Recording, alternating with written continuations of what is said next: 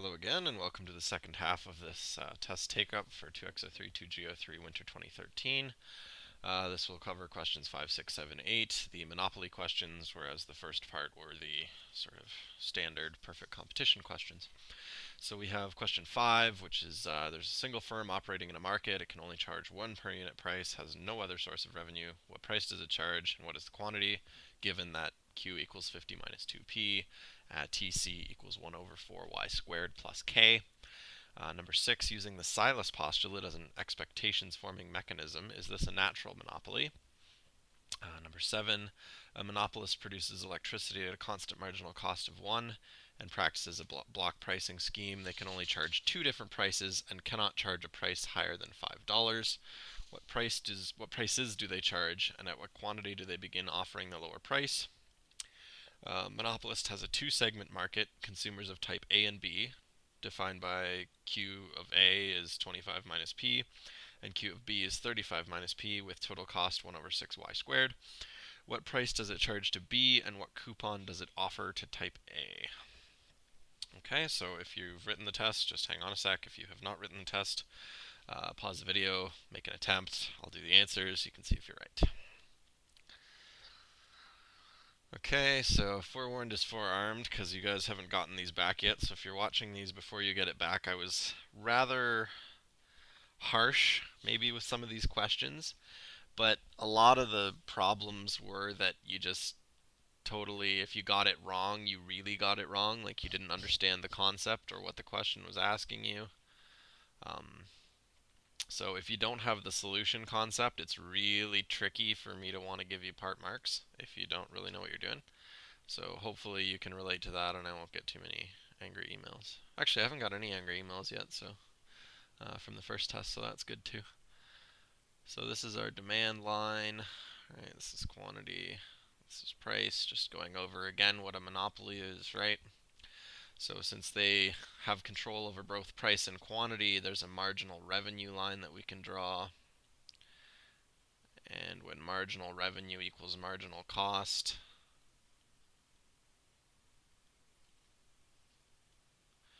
that's where you choose to produce. Right, so this is Q star. And then you charge the maximum price that people are willing to pay at that quantity. Okay, so this is our basic monopoly model. And even though we didn't ask for this, I'll just throw in deadweight losses everywhere where marginal cost is less than marginal benefit, aka demand. So anyways, let's show you how to do one of these problems. So if we have that QD is 50 minus 2P, right, then we need to know that P is 25 minus Q halves. Okay, and then we know that total revenue is just price times quantity, but I'm going to substitute this for price. So I'll have quantity times price, 25 minus Q halves. Okay, which is 25Q minus Q squared halves. Okay, so since we want a marginal revenue line, right, we just take the differential.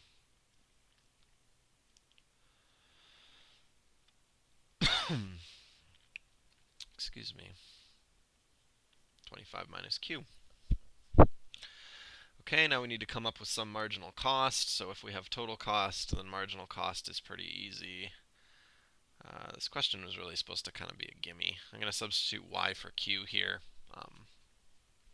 Sort of, again, variable illusion. So again, our optimality condition is that marginal cost equals marginal revenue. So we have 1 over 2q equals 25 minus q. Okay, so we'll just truck right on. 1.5q equals 25, and then we'll multiply it by the inverse of the fraction, which is just 2 over 3, so we get q equals 50 over 3. Okay, so with q of 50 over 3, then we take this quantity, plug it into here, we get 25 minus 50 over 3 over 2, and that works out to also 50 over 3, right? So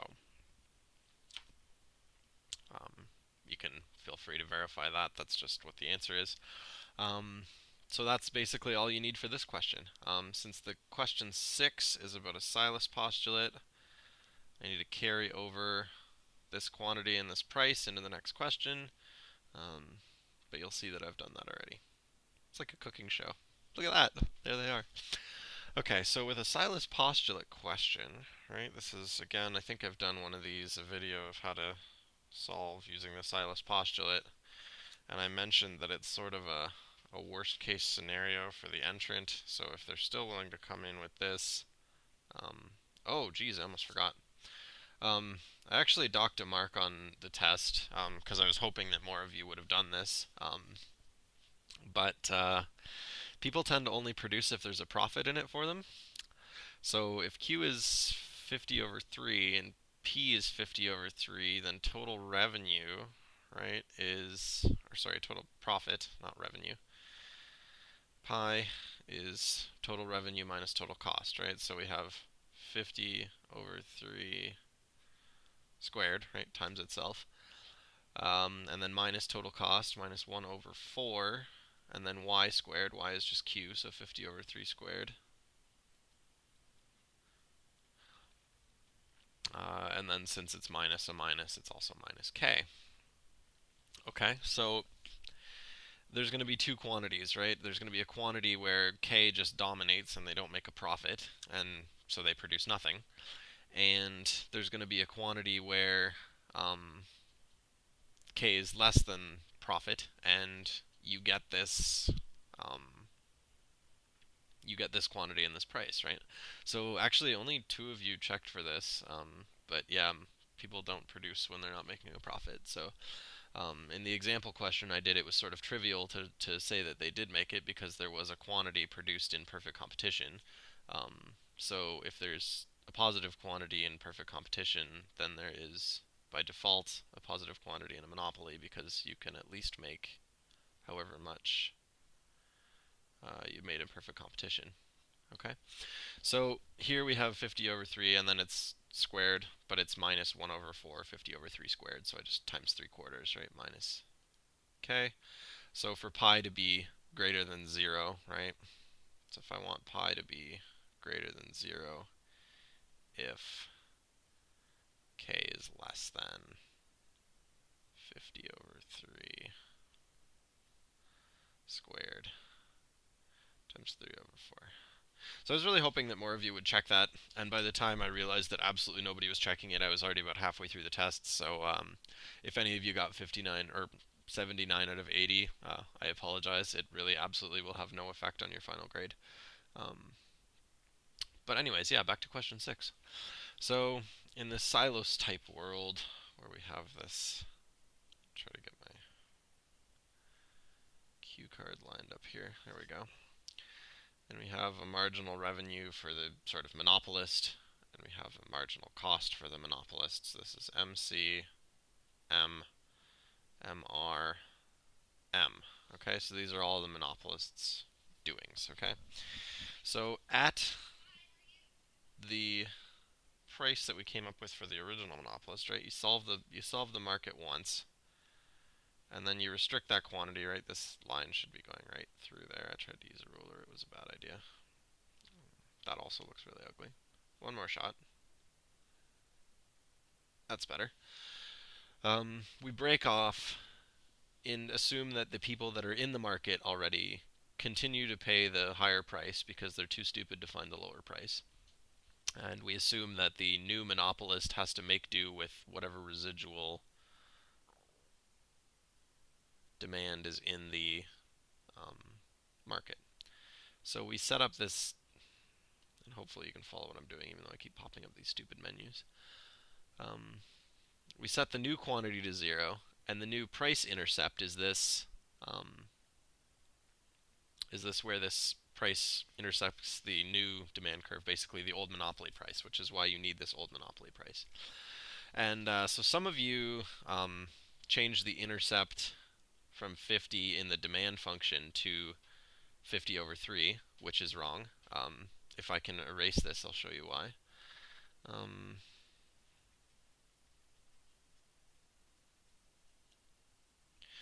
So if I have the original demand function, if I replace QD equals 50 minus 2p with QD equals 50 over 3 minus 2p, this is what I'm doing.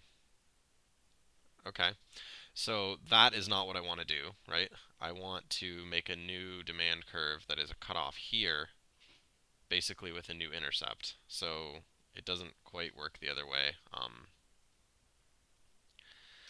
I will go ahead and just do it the right way. So we have P equals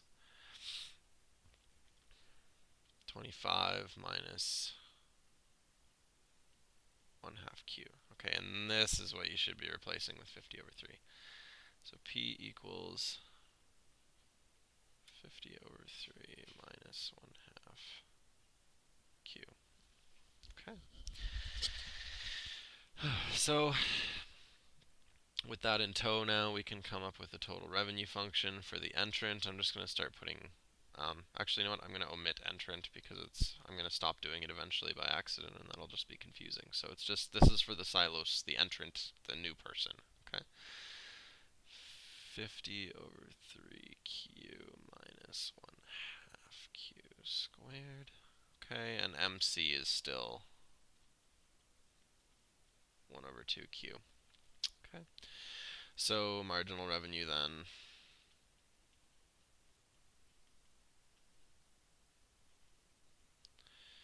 Okay, and then that still equals marginal cost, right? This is just exactly the same. We're basically just repeating the monopoly problem, which is why if you didn't know how to do it the first time for question 5, you probably also got this one wrong. Can't be helped. If you came into this test not knowing how to do a monopoly problem, it's probably not good. So Q is 100 over 9.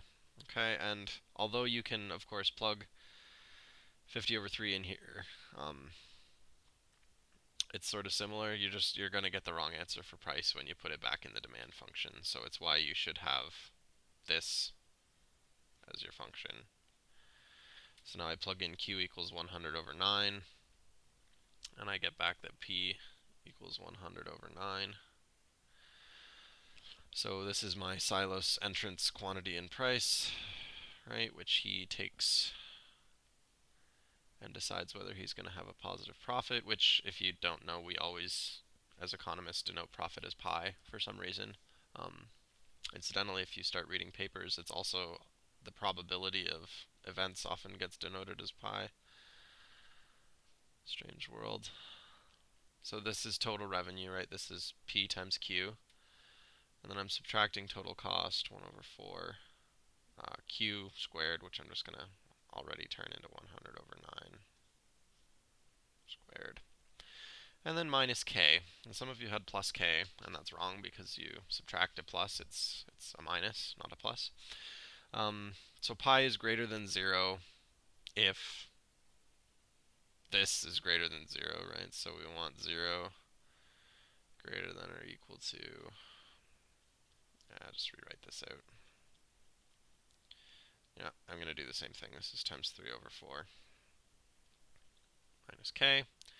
So pi is greater than 0 if K is less than or equal to 100 over 9 squared times 3/4. Okay. So this is our condition for a natural monopoly, or a non-natural monopoly, is if K is less than this. It's like 92.6 or something.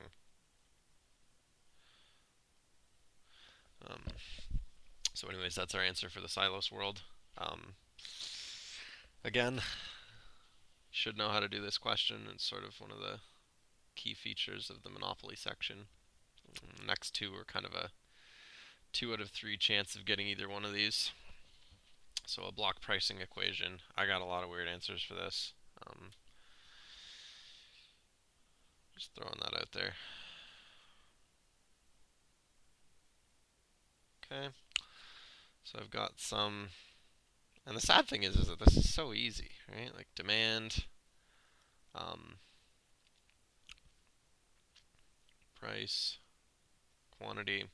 Basically, in a generic model of block pricing, I want to find some P high and some Q star, right? So I've got Q star, P high, and the only restriction is that P high has to be greater than maximum willingness to pay, right? So I get some positive amount here, and the consumer gets some consumer surplus here.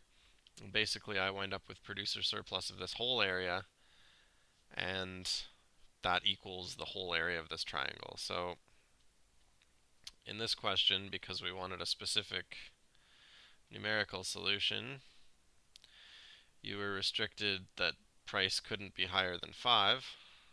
I just erased my axis. Which coincidentally, well, not coincidentally, is the price, the maximum legal price.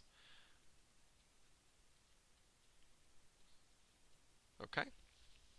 So basically I want to set up a block pricing scheme like this, where P high is greater than or equal to 5, which because of the constraint that you can't charge a price higher than 5, which if you're not doing the,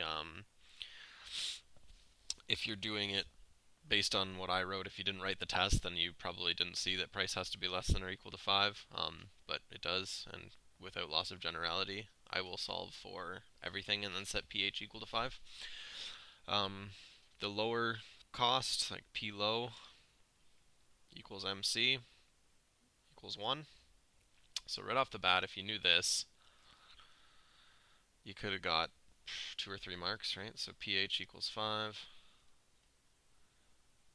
PL equals 1, right? And the workhorse of the problem is finding out what this Q is, where you start offering the discount. Okay? So really kind of easy. Let's find out what the demand is at P low, right? Because that's going to give me this. Okay, so if P low is 1, right, 20 minus 4 is 16, so the Q quantity there is 16. So if I'm looking at this whole triangle, right, I want to know when the area of this rectangle is equal to the area of the triangle I was just pointing out, which has now disappeared. So basically, without loss of generality, right, pH minus PL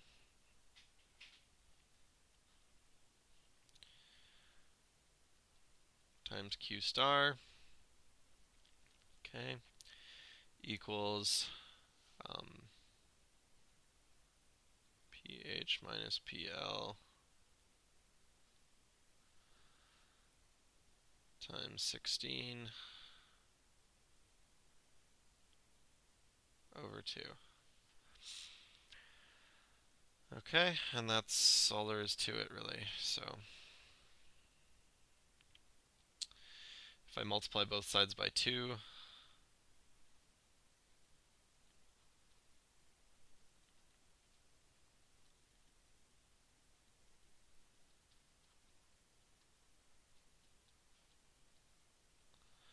okay, I can divide off pH minus PL. 2Q star equals 16. Q star equals 8, right? So if you're working with nonlinearities, there's a longer way to do this where you calculate the actual area of this triangle and set it equal to the area of this triangle.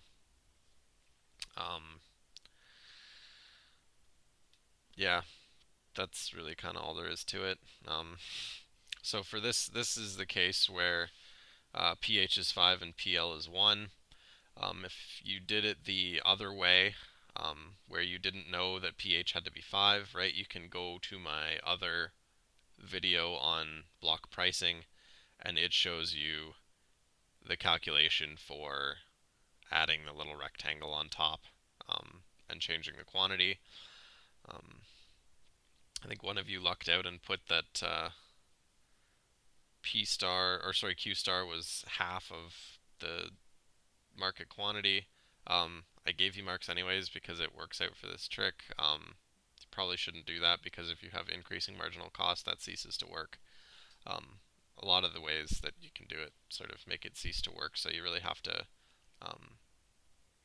think about doing the square equals the triangle in this case. Or if you look at my block pricing video, the more general case where pH can be any price greater than equal to the reservation, or the maximum willingness to pay. Okay, so Q star is 8, pH is 5, and PL is 1. So basically the answer to the question is you charge a price of 5 until the consumer has bought 8 units, and then you subsequently charge a price of 1. Okay, so here is our two-segment market. Again, I have a video on this if you need another example. But optimality condition, marginal revenue from A plus marginal revenue from B equals marginal cost. Okay. And I got kind of sick halfway through marking this of seeing just marginal cost being 1 over 3y, and sort of ignoring that ya plus yb equals y, and not just, and just y set equal to everything. So if you're doing this in future semesters, future people don't mess that up.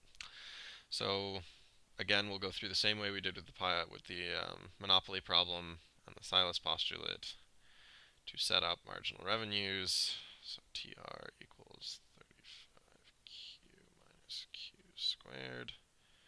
MRA equals 35 minus 2Q.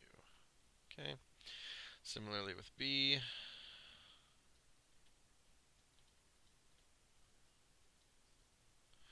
This should have an A on it. This should have an A on it. This should have an A on it.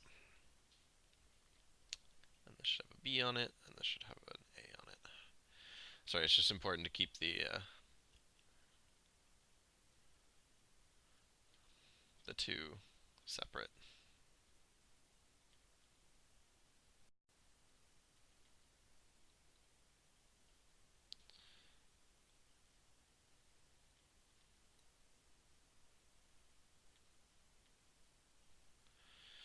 Okay, so setting MRA equal to MRB, we're going to get that 35 minus 2QA equals 25 minus 2QB. So 17, 1 over 2 minus QA equals 12, and 1 over 2 QB, sorry, minus QB. Okay, so just bringing this over and multiplying everything by negative 1. So this will be 5 minus QA equals minus QB. So then QA minus 5 equals QB. And sort of just appealing to some logic, it makes sense that the customers with higher demand are going to have a higher quantity than the customers with lower demand. I mean, seems kind of basic. So MC, right, equals 1 over 3y. Okay, and then we're going to separate that, equals 1 over 3ya plus 1 over 3yb. And that's where a lot of you messed up, and that's a really important part of the solution. And you lost a lot of marks if you didn't have that little trick. So we have one equation with two unknowns. We need another equation, so we're going to set either MRA equal to MC or MRB equal to MC. So 5 minus 2QA equals 1 over 3. And just changing my y's to q's. Okay, let's multiply everything by 3. So it's 105 minus 6 QA equals QA plus QB. So 105 minus QB equals 7 QA. Okay. Now I have one equation, or two equations and two unknowns, so I have a solution. 105 minus QA minus 5, 7QA. Okay, so minus a minus 5 is just going to be plus 5, so 110 equals, and then I'm going to add QA to both sides, 8QA. So then QA equals, and let me grab a calculator over here, 110 over 8. Should be 21 and a 13.75. Yeah. Okay, so if QA is 13.75, I know that QB is QA minus 5. So subtracting 5 from that. Okay, now I need prices for both. For that, I can just run right up to the demand curve. 13.75. 35 minus 13.75 is going to be 20. So just make sure I get the right number here. Yeah, 21.25.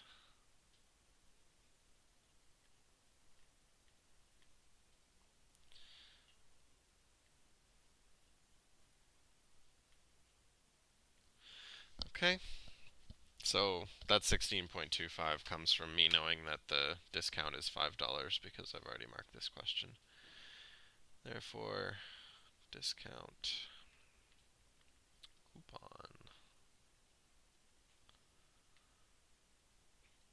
$5. And if you're really interested, produce, what's that, 22.5 units.